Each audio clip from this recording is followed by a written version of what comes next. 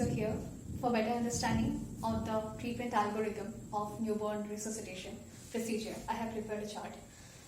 This chart states the newborn resuscitation algorithm 2010 by AAP, that is American Academy of Pediatrics and American Heart Association.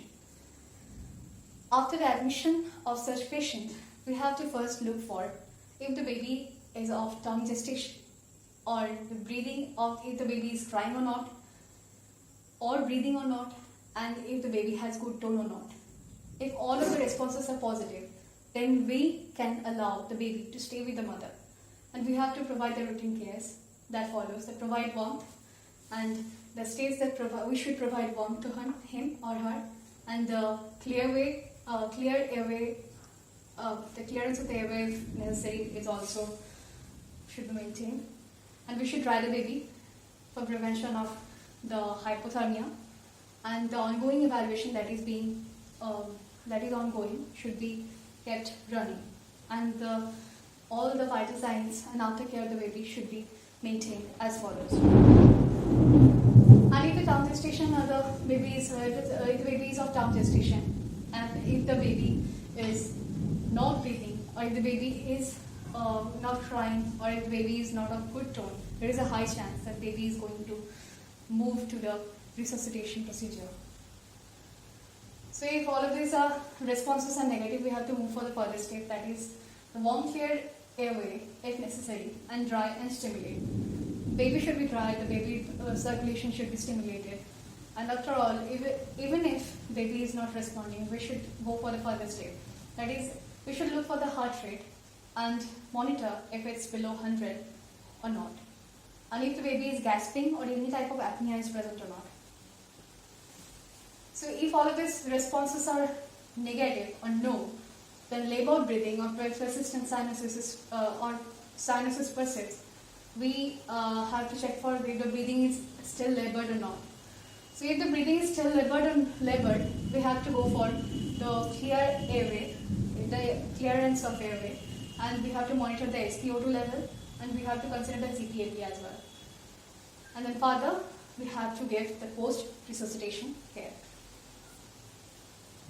And if the labored breathing is not present, the persistent sinuses is not present, we have to go for again the routine care, which I have stated before.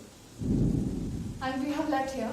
So if the heart rate below 100, heart rate is below 100 and the patient is gasping or apnea is present, we have to go for the positive pressure ventilation or PPV, and we have to monitor the SpO2 as well.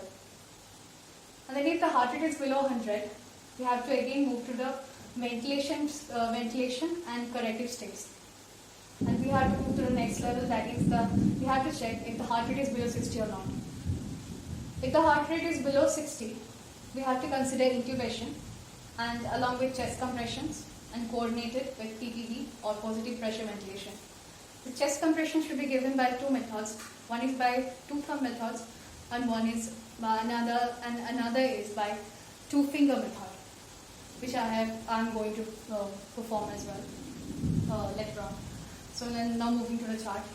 So if after considering intubation and chest compressions and coordinating with PPV, the heart rate remains still below 60, we have to give the baby the IV epinephrine, and it should be given in the umbilical vein for better performance, and it should read the heart more easily. And then if the heart rate is not below 60, we should again repeat the intubation procedure and the chest compressions, and at least for 10 minutes for maximum ventilation, for maximum oxygen perfusion. And we have to also consider the conditions that are hypothermia, and if the baby has pneumothorax or not. And if the heart rate is not below 60, we have to take the ventilation corrective steps and intubate it. If the no chest right is, intubate the baby if no chest right is being felt. So here, all of these are nearly completed. So there is also a part that states the targeted procedural SpO2 after part. So after 1 minute of all of this procedure, following all of this procedure, there is a high chance of SpO2 level increase of 60 to 65%. And after 2 minutes, it stays at 65 to 70%. And after 3 minutes, it shows the 70 to 75% improvement. And after 4 minutes, it's 75 to 80%. And after 5 minutes, it's 80 to 85%. After 10 minutes, it's 85 to 95%.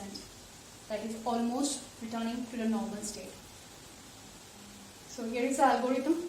You have to follow all of these measures when the child gets admitted in the emergency ward or in the hospital. So here it is.